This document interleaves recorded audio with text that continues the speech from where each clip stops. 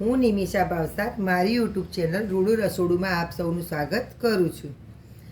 આજે આપણે પનીર પરાઠા બનાવીશું. આલુ પનીર પરાઠા ફરાળી. તો આપણે પનીર પરાઠા તો બનાવ્યા હતા, પણ એ આપણે ફરાળી નહોતા બનાવ્યા. આ આપણે ફરાળી બનાવીશું. તો એના માટે આ ફરાળી લોટ આવે જે તૈયાર એ લીધું છે મેં.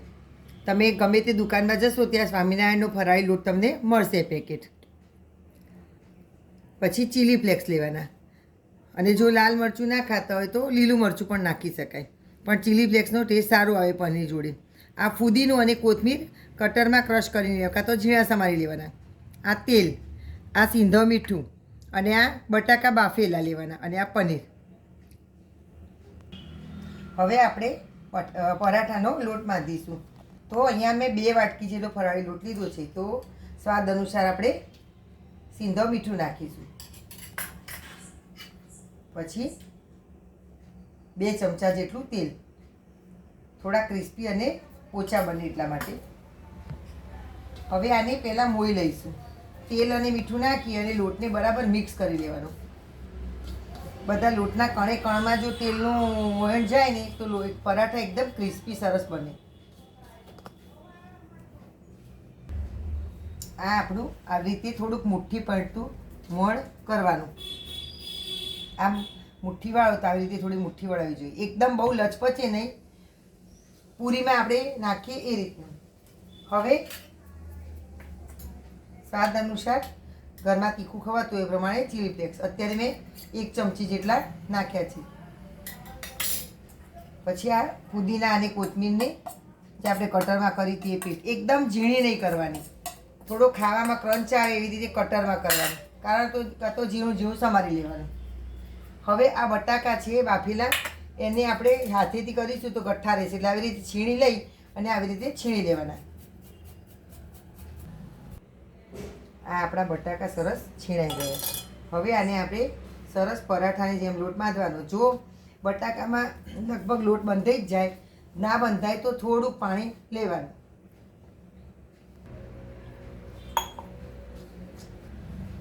આ આપણો લોટ સરસ બંધાઈ ગયો.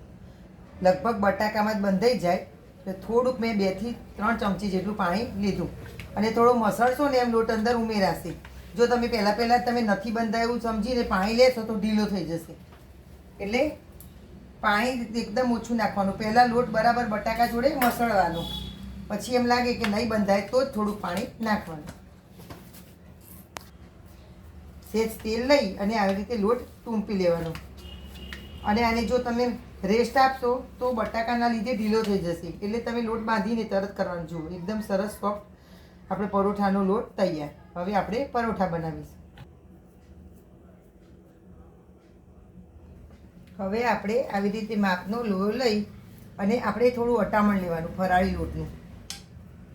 હવે આપણે આને થોડુંક આવી રીતે કોરો લોટ લઈ ફરાળી અને પછી વણીશું, કારણ કે આદરીને ચોટશે.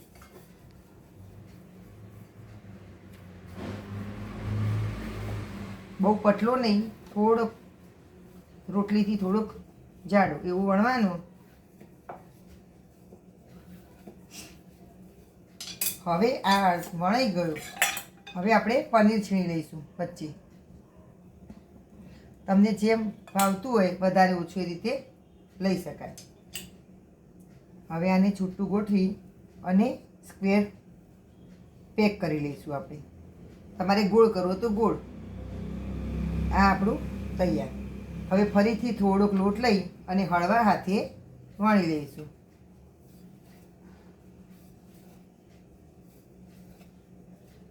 આ આપણા પરોઠા તૈયાર. હવે આપણે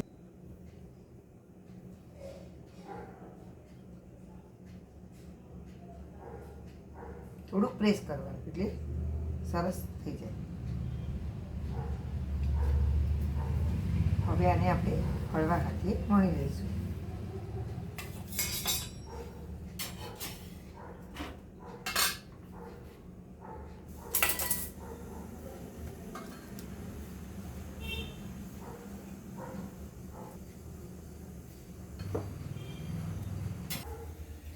થોડોક શેકાઈ જાય બંને સાઈડ, પછી આપણે આવી રીતે આજુબાજુ થોડું તેલ લગાવી દઈશું અને પછી એને મીડિયમ એકદમ ધીમા તાપે સરસ ક્રિસ્પી થવા દઈશું. તમારે બટર લેવું હોય તો બટર પણ લઈ શકાય. આ ફરાળમાં તમે કંઈક નવી વસ્તુ લાગશે. સાદા પરાઠા, કોથમીરના પરાઠા એ બધું તો તમે બનાવતા હશો, પણ આ પનીરવાળા શું હેલ્ધી પણ લાગે અને પ્રોટીનથી ભરપૂર હોય એટલે તમને ભૂખ પણ ના લાગે.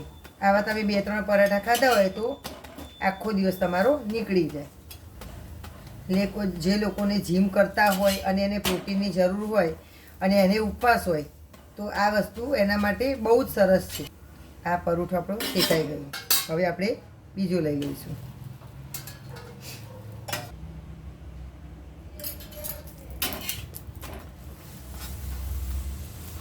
એકદમ સરસ ક્રિસ્પી અને કરારે થશે. જુઓ, ફૂલીને મસ્ત દડા થયા. પેકેટ બરાબર વળાશે તો સરસ ફૂલશે અને પરાઠું ફૂલે તો જ મજા આવે, ક્રિસ્પી પણ થાય.